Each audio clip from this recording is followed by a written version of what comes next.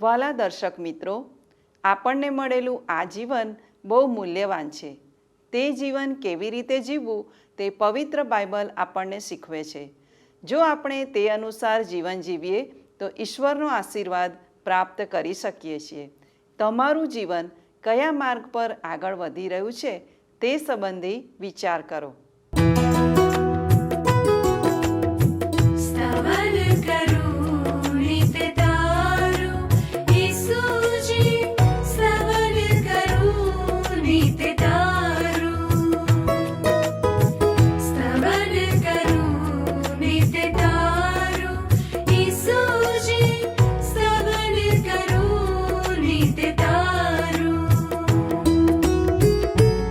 आज सवारे साद सुनी तो महिमा करूं प्रभु तारो, महिमा करूं प्रभु तारो, स्तवन करूं नित तारो.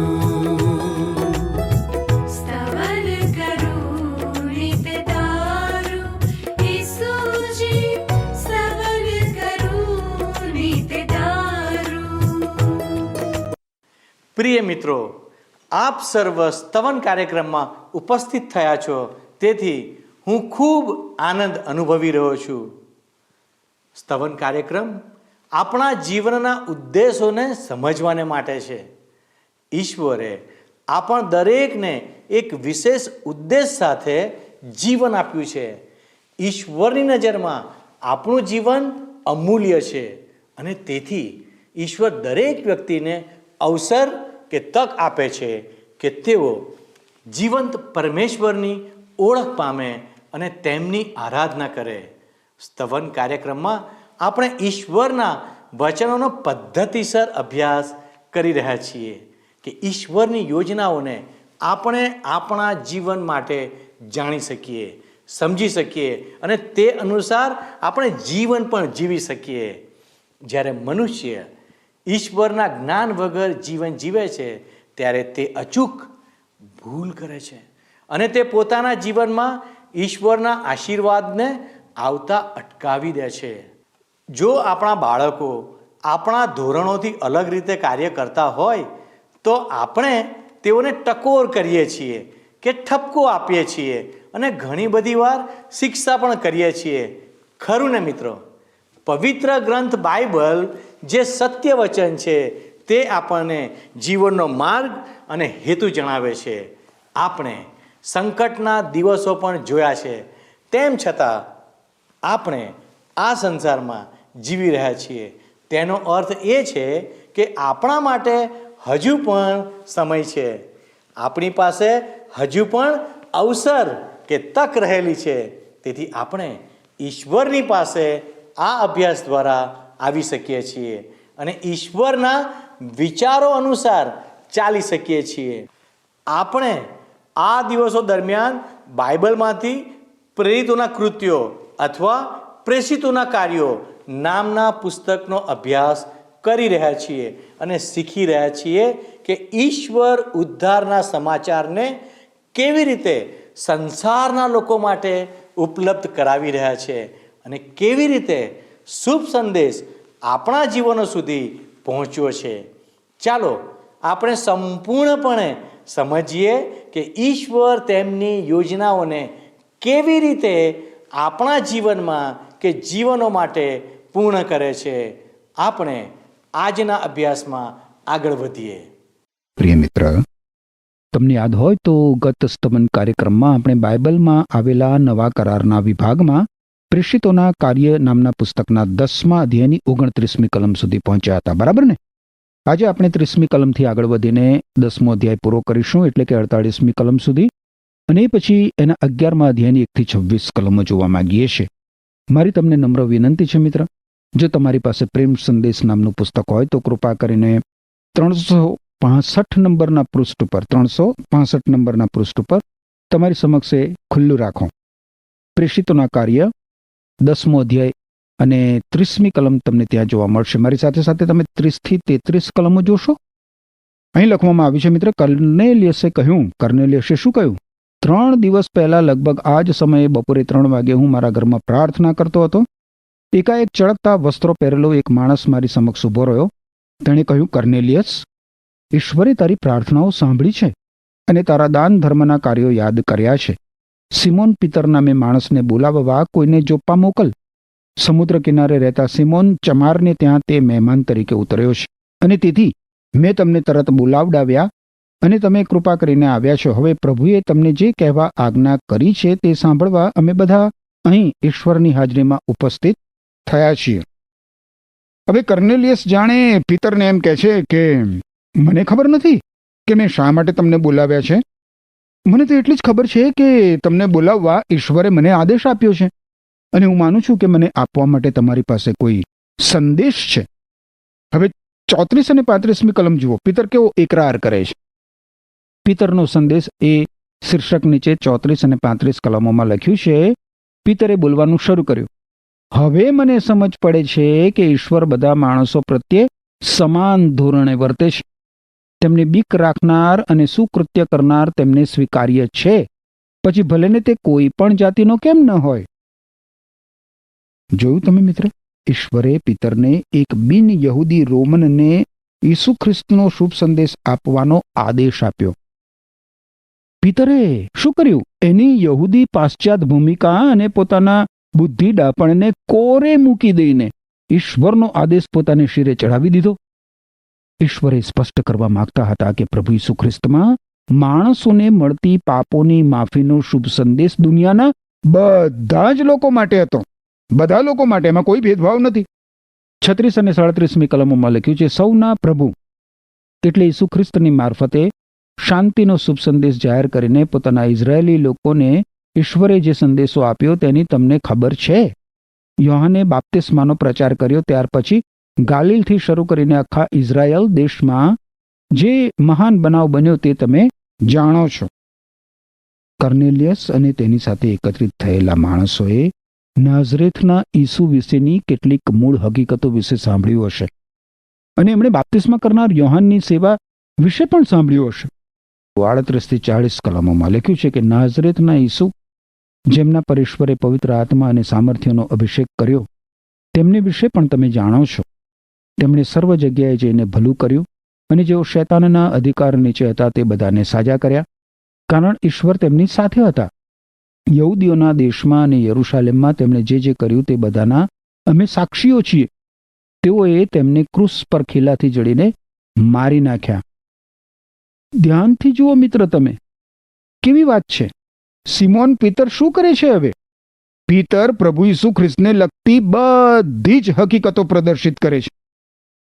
પીતર આ લોકો સમક્ષ પ્રગટ કરે છે કે પ્રભુ ઈસુનો સંહાર કરવામાં આવ્યો, ઈસુ ખ્રિસ્તને ક્રૂસ ઉપર ખીલા મારીને જડી દેવામાં આવ્યા, એમને મારી નાખવામાં આવ્યા અને પ્રભુ ઈસુ ખ્રિસ્તને ત્રીજે દિવસે સજીવન કરવામાં આવ્યા. ઈશ્વરે ઈસુ ખ્રિસ્તને સજીવન કર્યા અને લોકોને તેમના દર્શન કરાવ્યા. ઈસુ ખ્રિસ્તનો આ શુભ સંદેશ છે મિત્ર.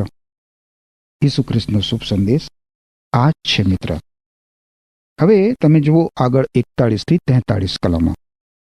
સર્વ લોકોને નહીં પણ અમને ઈશ્વરે સાક્ષીઓ થવાને પસંદ કર્યા છે અને અમને તેમના દર્શન કરાવ્યા. તે મરણમાંથી સજીવન થયા ત્યાર પછી અમે તેમની સાથે ખાધું પીધું. તેમણે અમને લોકો મધ્યે શુભ સંદેશનો પ્રચાર કરવા અને જીવતાઓ અને મરેલાઓનો ન્યાય કરવા ઈશ્વરે તેમને જ નિયુક્ત કર્યા છે તેની સાક્ષી પૂરવા આજ્ઞા કરી. બધા સંદેશવાહકો તેમના અંગે બોલ્યા હતા અને તેમણે કહ્યું કે જે તેમનામાં વિશ્વાસ મૂકશે તેના પાપ તેમના નામના અધિકારથી માફ થશે. પિતરે બહુ જ સરળ શબ્દોમાં પ્રભુ ઈસુ ખ્રિસ્તનો શુભ સંદેશ સમજાવ્યો આ લોકોને. ઈસુ ખ્રિસ્ત મૃત્યુ પામ્યા, સજીવન થયા અને જે કોઈ ઈસુ ખ્રિસ્તમાં વિશ્વાસ કરે એને એના પાપોની માફી મળે. હવે આપણે આગળ વધીએ. બિન યહૂદીઓને પવિત્ર આત્માની પ્રાપ્તિ એ શીર્ષક નીચે પ્રેષિતોના કાર્યના 10મા અધ્યાયની 44 થી 48 કલમોમાં લખ્યું છે. પિતર હજુ બોલતો હતો એવામાં સંદેશો સાંભળનાર બધા ઉપર પવિત્ર આત્મા ઉતર્યો. પિતરની સાથે જોપ્પાથી જે યહૂદી વિશ્વાસીઓ આવ્યા હતા તેઓ આશ્ચર્ય પામ્યા કે ઈશ્વરે બિન યહૂદીઓને પણ પવિત્ર આત્માની ભેટ આપી છે, કારણ તેમણે તેમને જુદી જુદી ભાષામાં બોલતા અને ઈશ્વરની મહાનતા વિશે પ્રશંસા કરતા સાંભળ્યા. પિતર બોલી ઉઠ્યો, આપણી જેમ જ આ લોકો પણ પવિત્ર આત્મા પામ્યા છે, તો પછી પાણીથી બાપ્તિસ્મા લેવાને તેમને કોણ રોકી શકે?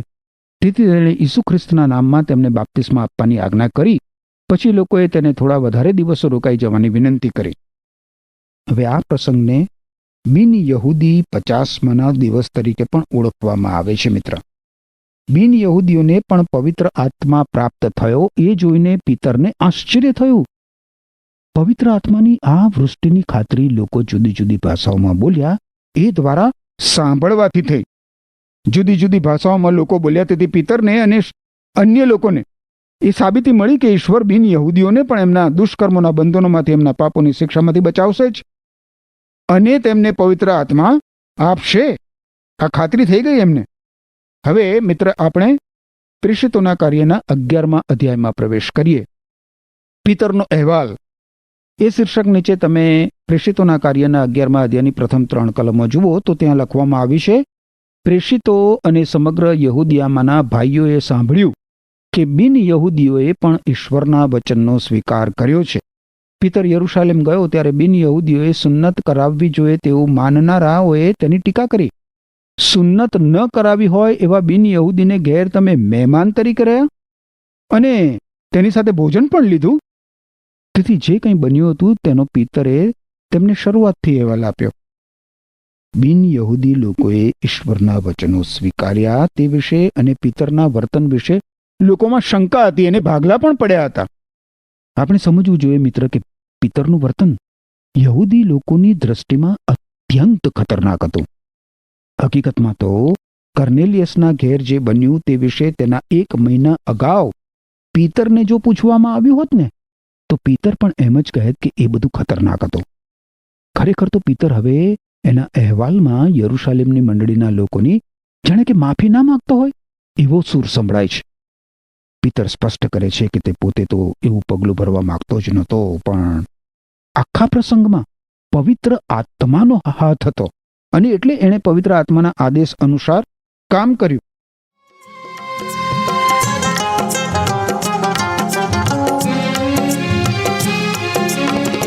ઈસુને શરણે જાઓ પ્રભુ, ઈસુને શરણે જાઓ, ઈસુને શરણે જાઓ પ્રભુ, ઈસુને શરણે જાઓ.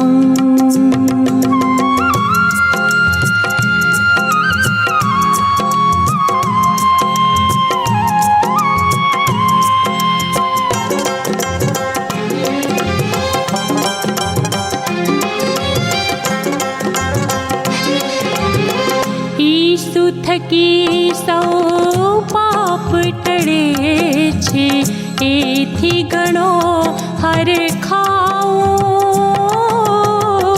ઈસુ થકી સૌ પાપ ટળે છે, એથી ઘણો હરખાઓ, એથી ઘણો હરખાઓ પ્રભુ, ઈસુને શરણે જાઓ, ઈસુને શરણે જાઓ પ્રભુ, ઈસુને શરણે જાઓ.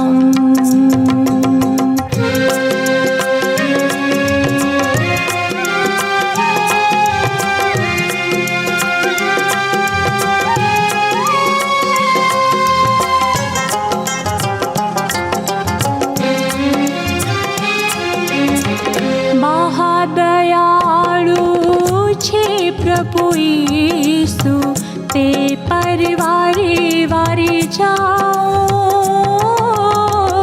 મહાદયાળુ છે પ્રભુ ઈસુ તે પરવારે વારે જાઓ,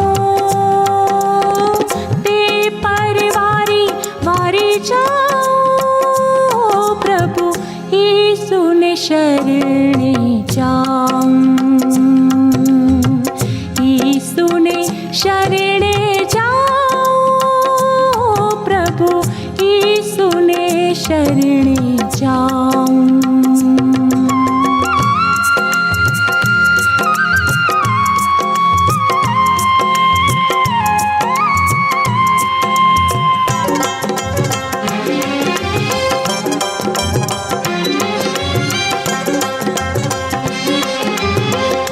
પ્રભુ ઈસુ છે જગનો ત્રાતા, તેથી તારણ હું પાઉં.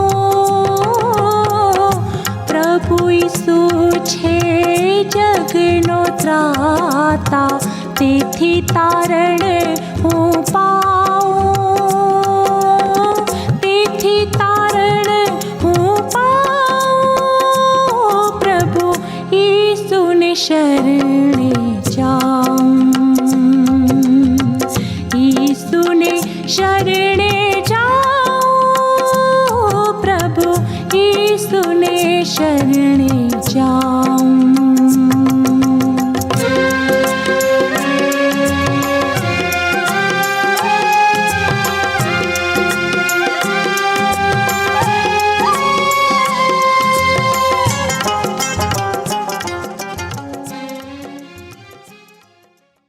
હવે તમે 4 થી 18 કલમો જુઓ.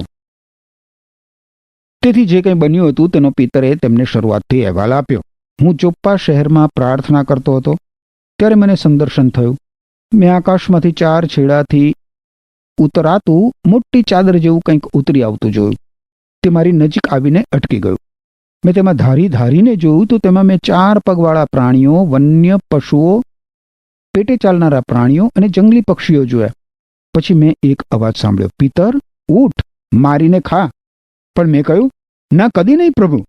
કંઈ પણ જાતનો દૂષિત અથવા અશુદ્ધ ખોરાક મેં ચાખ્યો નથી. ફરીથી આકાશમાંથી અવાજ આવ્યો, ઈશ્વરે જેને શુદ્ધ ગણ્યું છે તેને તું અશુદ્ધ ગણીશ નહીં. આવું 3 વાર બન્યું અને અંતે એ આખી વસ્તુ આકાશમાં પાછી ખેંચી લેવાય. એ જ ક્ષણે હું રહેતો હતો તે ઘરમાં કાયસારિયાથી મોકલેલા 3 માણસો આવી પહોંચ્યા. પવિત્ર આત્માએ મને તેમની સાથે કંઈ પણ આનાકાની કર્યા વગર જવા કહ્યું. આ 6 ભાઈઓ પણ મારી સાથે જોપ્પાથી કાયસારિયા આવ્યા હતા. અમે બધા કર્નેલિયસના ઘરમાં ગયા. તેના ઘરમાં દૂતે તેને દર્શન આપીને તેને જે કહ્યું હતું તે તેણે જણાવ્યું. કોઈને જોપ્પા મોકલીને, જેનું પૂરું નામ સિમોન પીતર છે, તેને બોલાવો. તે તમને જે વચનો કહેશે તેનાથી તું અને તારું આખું કુટુંબ ઉદ્ધાર પામશો. મેં બોલવાની શરૂઆત કરી ત્યારે આરંભમાં પવિત્ર આત્મા જેમ આપણી પર ઉતરી આવ્યો હતો તેમ તેમના પર પણ ઉતરી આવ્યો. પછી પ્રભુએ જે કહ્યું હતું તે મને યાદ આવ્યું. યોહાને પાણીથી બાપ્તિસ્મા કર્યું, પણ તમે પવિત્ર આત્માથી બાપ્તિસ્મા પામશો. આપણે પ્રભુ ઈસુ ખ્રિસ્ત પર વિશ્વાસ કર્યો ત્યારે ઈશ્વરે આપણને જે ભેટ આપી તે તેમણે બિન યહૂદીઓને પણ આપી છે. એ વાત સ્પષ્ટ છે.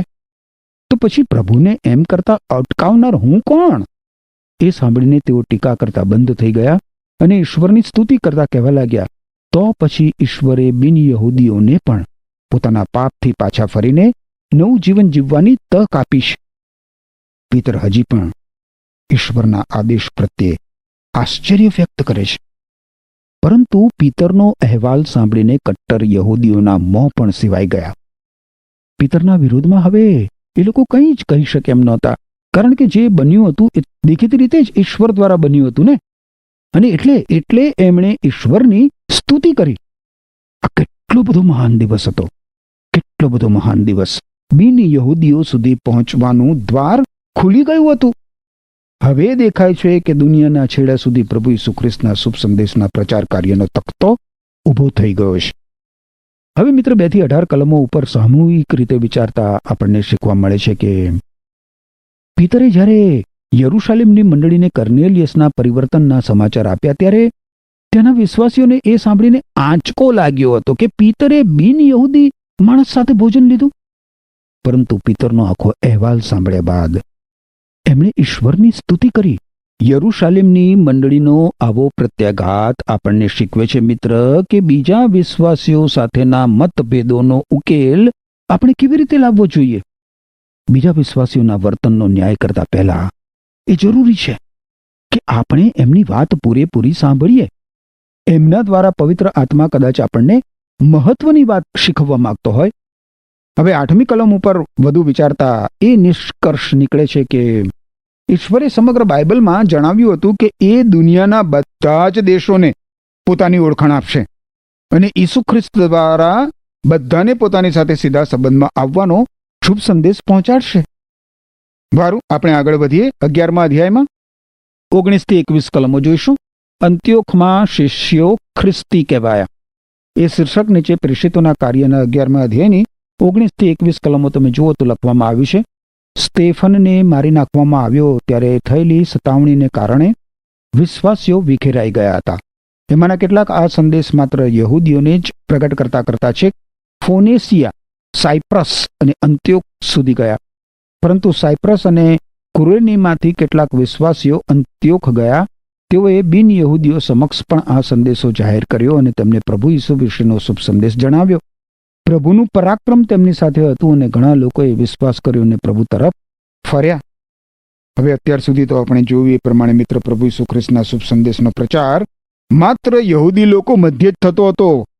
પરંતુ યરૂશાલેમની મંડળીએ જ્યારે પિતરના અહેવાલનો અને પિતરની સાક્ષીનો સ્વીકાર કર્યો કે ઈસુ ખ્રિસ્તનો શુભ સંદેશ બિન યહૂદી લોકો માટે પણ હતો, ત્યારે પ્રભુ ઈસુ ખ્રિસ્તનો શુભ સંદેશ બિન યહૂદી વિસ્તારોમાં પણ કેવો ફેલાઈ ગયો અને મોટી સંખ્યામાં લોકોએ પ્રભુ ઈસુ ખ્રિસ્ત પર વિશ્વાસ કર્યો અને એ લોકો વિશ્વાસી બન્યા.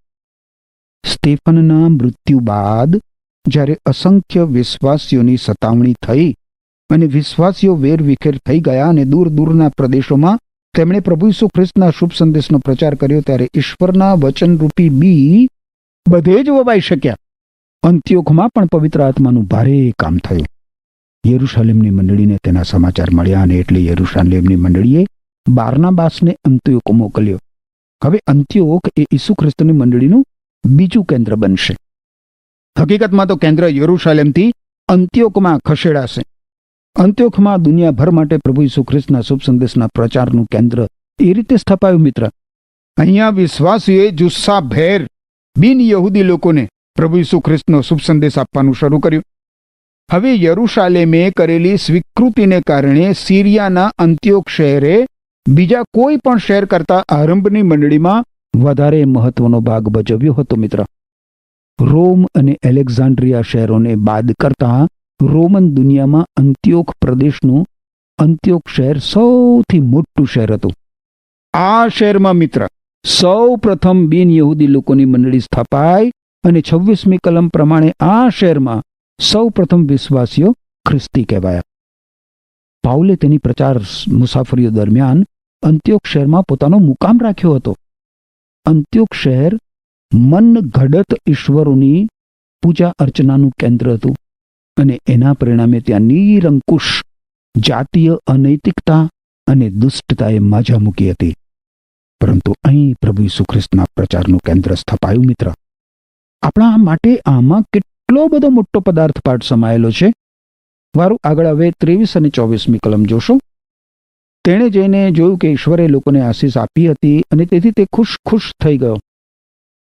તેણે સૌને પોતાના પૂરા હૃદયથી વિશ્વાસમાં નિષ્ઠાથી પ્રભુને વળગી રહેવા આગ્રહ કર્યો. બારનાબાસ પવિત્ર આત્મા અને વિશ્વાસથી ભરપૂર હતો અને સારો માણસ હતો. પ્રભુ તરફ ઘણા લોકોને દોરી લાવવામાં આવ્યા.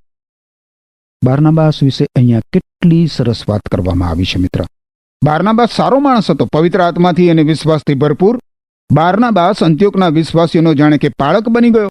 એ લોકોને ઈશ્વર વિશે વધારે જ્ઞાન આપવા લાગ્યો અને મંડળીમાં વિશ્વાસીઓ ઉમેરાતા જ ગયા. બારનાબાસ નવા વિશ્વાસીઓને કઈ રીતે મદદ કરવી એનો ઉત્તમ નમૂનો પૂરો પાડે છે મિત્ર. બારનાબાસે નક્કર વિશ્વાસ પ્રદર્શિત કર્યો. હૃદયપૂર્વક અને આનંદ સહિત તેણે લોકોને તેમના વિશ્વાસમાં ઉત્તેજન આપ્યું. એની સેવાને કારણે મંડળીમાં વૃદ્ધિ થઈ અને એટલે એને બીજા એક સહકાર્યકરની આવશ્યકતા લાગી. બારનાબાસ જાણતો હતો કે એને સારો સહકાર્યકર ક્યાંથી મળશે. જુઓ 25મી અને 26મી કલમ. પછી બારનાબાસ સાઉલને મળવા તાર્સસ ગયો. તે તેને મળ્યો અને તેને અંત્યોક લઈ આવ્યો. એક આખા વર્ષ સુધી તેઓ બંને મંડળીના લોકોને મળતા રહ્યા અને મોટા જનસમુદાયને શિક્ષણ આપ્યું. અંત્યોકમાં શિષ્યો પ્રથમવાર ખ્રિસ્તી કહેવાયા. હવે શાઉલના થયેલા પરિવર્તનને કારણે યરૂશાલેમમાંના યહૂદીઓમાં જે ઉત્તેજના ફેલાઈ ગઈ હતી એના કારણે મિત્ર સલામતી માટે શાઉલને તેના તાર્સસ શહેરમાં મોકલી દેવામાં આવ્યો હતો. હવે અંત્યોક શહેરમાં ગ્રીક ભાષા બોલનાર યહૂદીઓ અને બિન યહૂદીઓની મિશ્ર મંડળી અસ્તિત્વમાં આવી હતી. એ નોંધપાત્ર બાબત છે મિત્ર કે આ અંત્યોક શહેરમાં વિશ્વાસીઓને ખ્રિસ્તી તરીકે ઓળખવામાં આવ્યા. ખ્રિસ્તી એટલે જેનામાં ઈસુ ખ્રિસ્ત વસે છે એ. આ વિશ્વાસીઓમાં જે સર્વસામાન્ય બાબત હતી એ તો કોઈ નાત જાત નહીં, પણ ઈસુ ખ્રિસ્ત હતા. સંસ્કૃતિ, ભાષા કે એવી બીજી કોઈ બાબત નહીં, પણ પ્રભુ ઈસુ ખ્રિસ્ત. ઈસુ ખ્રિસ્ત બધી જ ભેદ રેખાઓને પાર કરીને લોકોને એક કરે છે. મિત્ર, બારનાબાસે અને શાઉલે પૂરું 1 વર્ષ અંત્યોખમાં રહીને નવા વિશ્વાસીઓને બાઇબલમાંના ઈશ્વરના પવિત્ર વચનોનું સઘન શિક્ષણ આપ્યું. એ લોકો પ્રભુ ઈસુ ખ્રિસ્તના શુભ સંદેશના પ્રચાર અર્થે બીજા શહેરોમાં જઈ શક્યા હોત, પણ તમે જુઓ, નવા વિશ્વાસીઓને ઈશ્વરના વચનના સઘન શિક્ષણની હંમેશા જરૂર હોય છે. તમે મિત્ર જો નવા વિશ્વાસી છો તો તમારે પણ બાઇબલ અભ્યાસ માટે અલગ સમય દૈનિક ધોરણે તમારા જીવનમાં ફાળવવો જ જોઈએ. દરરોજ મિત્ર અમુક સમય બાઇબલમાંના ઈશ્વરના પવિત્ર વચનો વાંચો અને પ્રાર્થના કરો. દરરોજ એક પણ દિવસ ચૂક્યા વગર. અને જે કલમ તમને અમૂલ્ય લાગતી હોય એ કંઠસ્થ કરી લો. બાઇબલમાંના ઈશ્વરના પવિત્ર વચનો પર મનન કરો. ખેર, આપણે ફરી મળીએ ત્યારે પ્રેષિતોના કાર્યના 11મા અધ્યાયની 27મી કલમથી આપણો અભ્યાસ આગળ વધારીશું. અત્યારે તો આપણે અહીંયા અટકીએ છીએ. ઈશ્વર તમને આશીષ આપો. આમેન.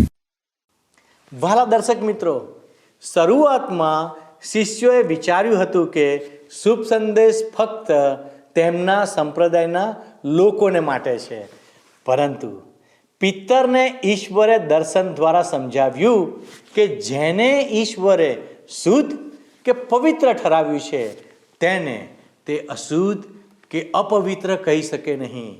આપણે બધા બિન યહૂદી લોકોના પંથમાં છીએ. એક સમયે આપણે ઈશ્વરના જ્ઞાનને સમજતા ન હતા, પરંતુ જ્યારે શુભ સંદેશ આપણી મધ્ય પ્રગટ કરવામાં આવ્યો ત્યારે આપણે તેનો સ્વીકાર કર્યો અને પાપોથી ઉદ્ધાર કે મોક્ષનો અનુભવ કર્યો. ઈશ્વરે કોઈ પણ એક દેશ અથવા એક પ્રજા કે એક સંપ્રદાયના લોકોને પાપોમાંથી છુટકારો આપવાની વ્યવસ્થા કરી ન હતી, પરંતુ તેમણે સંસારના દરેક પાપી માનવીને માટે એક યોજના બનાવી. ઈશ્વર આપણા બધા મારફતે બીજાઓ મધ્યે તે શુભ સંદેશને લઈ જવા ઈચ્છે છે. ઈશ્વર આજે તેમનું વચન પોતાના વિશ્વાસીઓ દ્વારા તેઓની મધ્યે લઈ જાય છે, જેઓ આજે ઉદ્ધારના સમાચારથી વંચિત છે. ઈશ્વરને પ્રાર્થના કરો કે ઈશ્વરે તમારામાં જે કાર્ય કર્યું છે તેની સાક્ષી તમારા મિત્રો મધ્ય લઈ જવા સહાય કરે. ઈશ્વર આપ સર્વને આશીષ આપો. આમેન. મિત્રો, ગત પ્રશ્નોનો જવાબ છે અનાન્યા.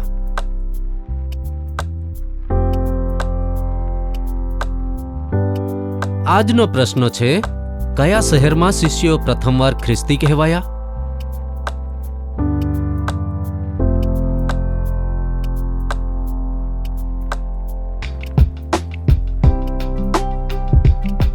જવાબ આપેલ સ્ક્રીન પર દર્શાવેલ વોટ્સએપ નંબર પર આપવાનો રહેશે. કાર્યક્રમ દરમિયાન પૂછેલા પ્રશ્નોનો સાચો જવાબ આપનાર વિજેતાઓના નામ દર મહિનાના પ્રથમ સોમવારે જાહેર કરવામાં આવશે.